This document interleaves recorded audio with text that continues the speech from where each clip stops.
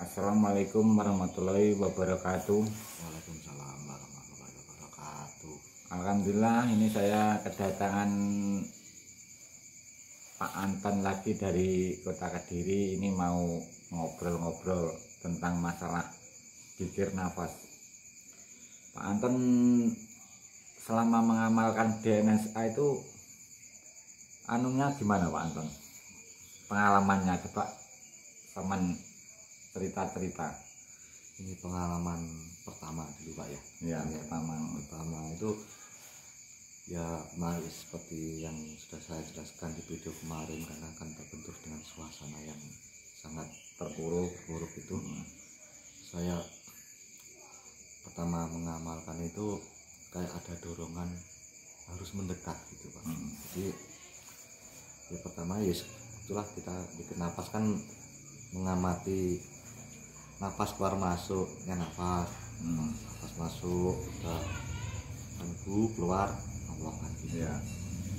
Setelah itu saya dapat Pak, iya saya dapat petunjuk, ternyata itu bukan hanya mengamati napas ya. Ternyata kesadaran diri bahwa kita itu hidup dinapaskan oleh Allah gitu. Terus mengamati keluar masuknya, terus di saat pertama itu kan masalah kan masih dirundung masa atau kan ya. Kan butuh waktu untuk keluasan pikiran itu. Tapi kayak ada sebuah petunjuk gini Pak, jangan risau tentang masalahmu. Itu benar-benar saya alami Pak, kayak ada petunjuk seperti itu. Allah itu ada di mana Pak, ada di belakangmu, ada di depanmu, ada di samping. Seperti itu Pak petunjuk. Lebih dekat daripada seperti itu Pak, ada petunjuk. Terus setelah ada petunjuk itu seperti ada kekuatan di hati Pak. Wah, semakin yakin bahwa sadar lah, ini memang sudah kehendak harus saya lalui lah, saya harus kuat menghadapi semua gitu Pak. Gitu.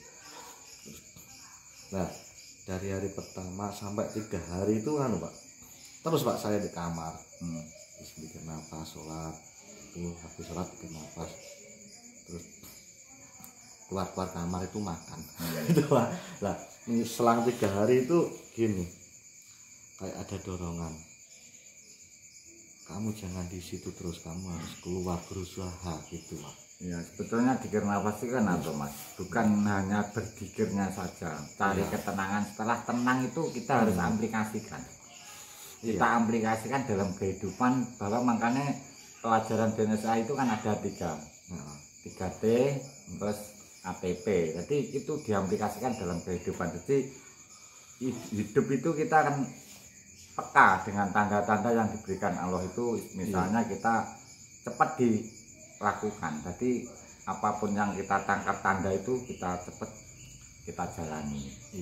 Nah kalau kita cuma dikir, nanti dapatnya tenang. Jadi masalah itu tidak akan selesai malah.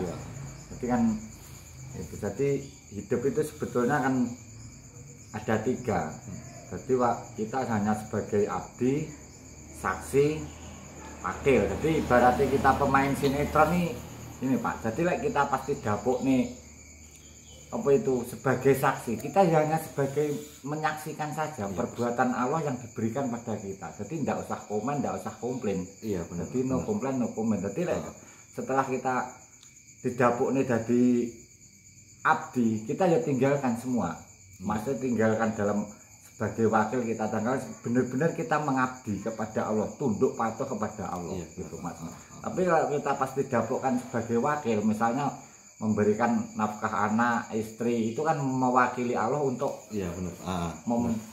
memberikan nafkah anak dan istri itu. Jadi kita anak itu kan amanah Pak, jadi yang dititipkan kepada kita. Jadi kita harus cepat, maksudnya jangan cuma dikir. Jadi dikir itu sebetulnya hanya untuk menginstal, untuk mendapatkan kepekaan tanda-tanda yang diberikan Allah itu. Akhirnya kita lebih peka, akhirnya dikir itu kan menghilangkan ego. Egonya nol, akhirnya kita lebih peka dengan tanda-tanda yang diberikan Allah itu. Jadi benar. Jadi yang penting aplikasinya dalam kehidupan yang penting. Terus ya itu Pak, setelah menjalani, ya masih belajar Pak saya ini Pak. Setelah menjalani zikir nafas sadar Allah itu apa ya, menjalankan perintah sholat 5 waktu itu kayak ada dorongan kuat, semangat, semakin kusuk lah istilahnya, semakin dalam semangat syariat. Berarti kadang ada teman yang belum paham mikir sesat apa nganu kan, karena kan belum tahu dalamnya. Kadang orang itu yang dipandang kan duduk diamnya. Yang penting itu kan niatnya. Walaupun kita dimanapun, kita misalnya niatnya ke Allah itu tetap tidak masalah Pak. Tapi kalau kita kan niatnya kadang di makom misalnya, terus niatnya menyakrarkan tempatnya itu yang tidak boleh itu. Tapi kalau kita ya maksudnya kan Nabi Muhammad dulu juga pernah di Gua Hiro, tapi kan niatnya tetap ke Allah, dia mencari ketenangan di sana itu biar tidak ada gangguan. Maksudnya cuma dari keterangan misalnya sama di mana-mana tidak apa-apa, tapi cumanya niatnya lurus ke Allah.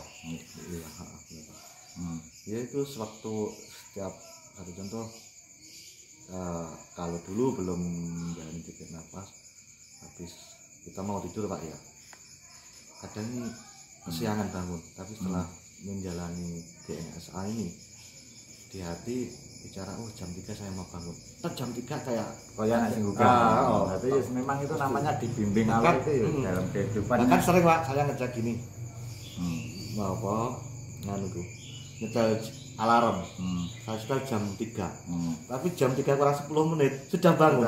Mendahului alarm itu. Makanya itu kalau sudah dibangunkan berarti sudah ada tanda kalau untuk kita sholat tahajud, berarti kita langsung, berarti tidak usah ditunda-tunda. Iya benar. Jadi semua itu kalau sudah dibimbing itu kita cepat, maksudnya cepat-cepat. Jadi akhirnya nanti masalah itu bisa terkikis Pak. Berarti kayak dituntun istilahnya, itu kan semakin tapi kalau kita cuma pikir toh, akhirnya malah terpuruk malah. Karena apa? Amanah tidak dinyanyi, jadi menjadi orang yang tidak amanah akhirnya. Iya benar. Cuma dapatnya tenang toh. Terus tenang harus apa kan maksudnya.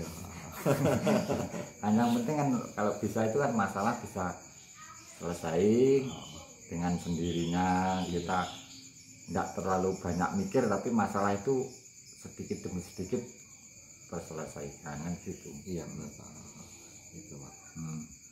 Terus sampai sekarang ya tetap istiqomah Mas ya. Tetap nganu Pak. Yo dek hatiku kan kita kadang kan ya pasang surut ada Pak ya, pasang surut itu. Tapi tetap Pak kuat nih Pak. Tetap belajar. Bagi saya gini Pak, dek hati. Aku lah merasa sudah, berarti itu perjalanan aku sinau urip ki mandek lah anu ngene, ibadahku iso mandek. Akhirnya masih banyak lah sing tak pelajari. Jadi aku ya di hati tetap namanya merasa belum gitu. Dan biar semangat untuk belajar terus gitu Pak. Jadi orang takwa itu tidak hanya di ibadah toh Pak. Berarti takwa apa yang diperintahkan Allah itu siap dengan. Misalnya kita tidak takut sama corona, tapi kita takwa sama Allah pakai masker karena sudah ada tanda dari pemerintah disuruh pakai masker. Itu kita pakai masker itu sudah takwa namanya. Iya benar Pak. Jadi saya pakai masker apa? Diperintah Allah. Jadi bukan takut corona, tapi diperintah Allah gitu loh maksudnya. Jadi tetap protokol kesehatan. Jadi itu Allah sudah memberikan tanda melalui pemerintah. Kita harus takwa. Iya benar itu maksudnya kan itu. Jadi bukan karena corona misalnya saman sakit bukan cari sembuh, tapi kita menjalankan amanah. Tubuh kita sakit, perintahin kita mencari obat, gitu maksudnya gitu. Berarti harus tahu nggih maksudnya irama gitu Pak. Jadi bisa sinkron. Jadi terus aman misalnya kerja itu tidak mencari uang niatnya, tapi menjalankan amanah Allah. Jadi samanku dalam bekerja itu sudah berhitung takwa. Maksudnya niatnya kan ke Allah. Jadi masalah hasil tidak hasil itu urusan Allah. Yang penting kita ada amanah kita jalani. Memang setelah nganu itu Pak, efek nang awak ki krasa enteng. Jadi zaman bekerja itu merasa ringan, enggak terasa terbebani. Enggak terbebani, santai-santai tapi ternyata malah apa yang harus dengan sendirinya akan nganu Pak.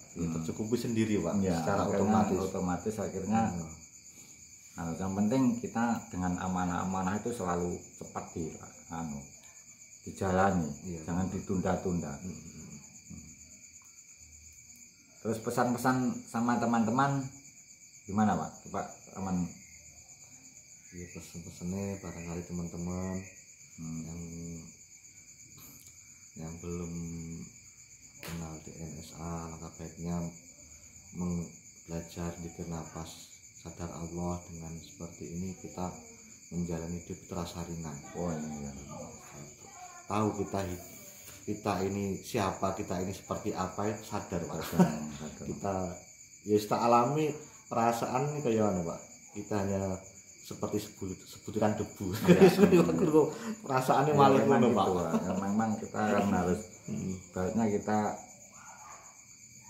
namanya apa itu hidup itu kan kita harus egonya dihilangkan. Jadi kita ndak apa itu ndak mencari-cari. Istilahnya kerja itu ndak mencari-cari, kita mengikuti tanda-tanda yang diberikan Allah. Jadi kan semakin apa kerja itu kaya anu no Mas, maksudnya istilahnya kaya bener terus no.